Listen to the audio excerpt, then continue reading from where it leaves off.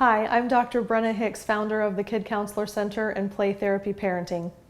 Today I wanted to share a story from the playroom. I often do stories from the playroom and stories from my practice. And especially if you are considering therapy for your child, if you are looking into play therapy and what that looks like and how that process works, I think that you'll find this very helpful.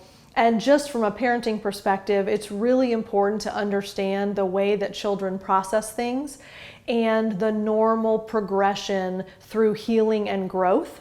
So even if you're not necessarily pursuing therapy, I still think that you'll find this helpful because this is a story directly from my playroom this week. So I began working with a 9-year-old girl who had been adopted by her grandparents.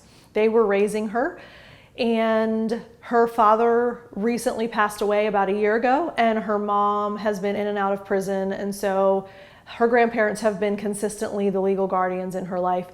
So they pursued treatment for her, specifically for grief over her father's death. It was an unexpected death. He was young, and so there's definitely the grief and the loss there. But then also she is becoming aware of not having a traditional mom and dad. And when she was younger, it didn't really register with her. But now that peers at school are making comments about her calling her grandparents mom and dad and them being older, and just the differences that kids have noticed, she has started to question that and resent that a bit. And so I began working with her, and the first session, she brought up her family right away, began playing out a family play theme. So she got all of the family members and did a narrative play about the family taking trips together and the mom and the dad and the children and all of those things.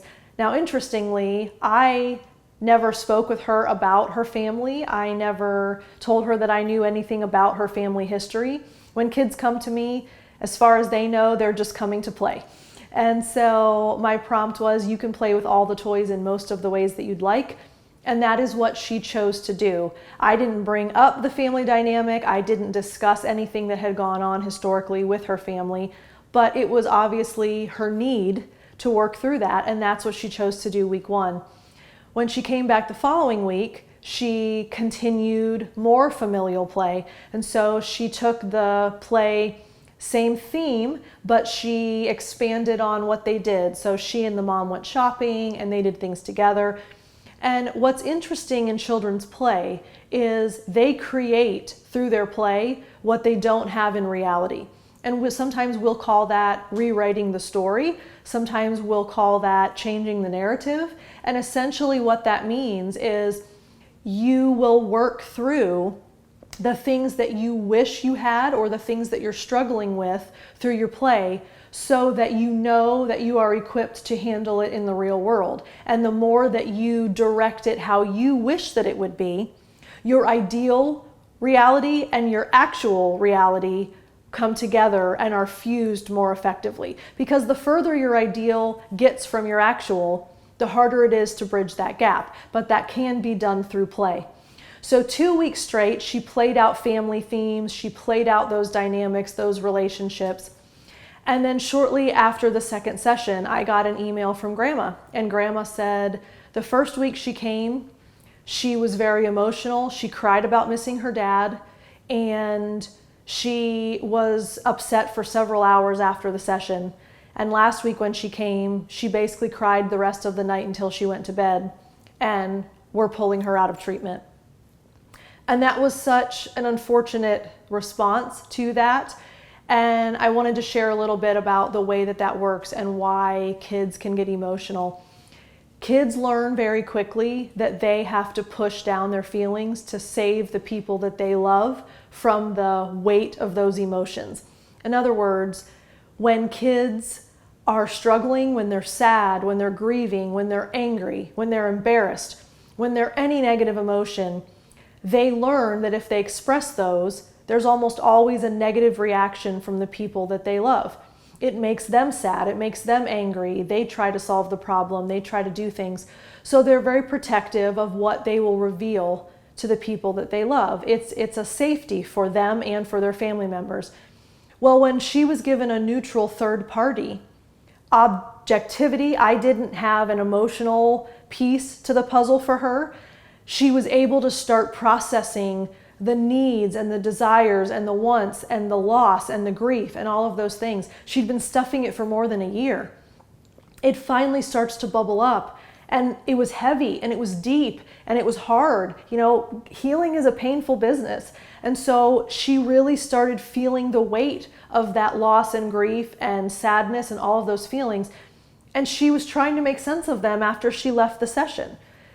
But unfortunately, and understandably, Grandma wanted to protect her and didn't want to see her cry and didn't want to see her suffer. And she chose to pull her out of treatment. But unfortunately, that is exactly what will prolong the healing. It's just like having a gaping wound or having a broken bone. It's painful to get it healed. There's sutures, or there's resetting the bone, or there's surgeries, or there's whatever needs to take place. Those are painful, but they allow the healing process to begin. So I would encourage you, please be aware that as your children are processing things, whether in therapy or not, even if it's just at home with you, they need to be able to sit in those moments. They need to be able to feel those emotions. They need to be able to process the weight of their feelings. Obviously, we would encourage you to make sure someone can come alongside them that's well trained to help them navigate those things. But even if that's you as a parent or a guardian, if you feel that you can handle and sit in those moments with them, do that. But please be aware of not trying to protect them from it or shield them from it or hide them from it, because the only way to overcome and to heal and to progress through it is to go through it. I worked with children going through grief through the hospice program, and one of the tenet phrases of grief is you can't go around it, you have to go through it. And that is true for every issue that a child faces.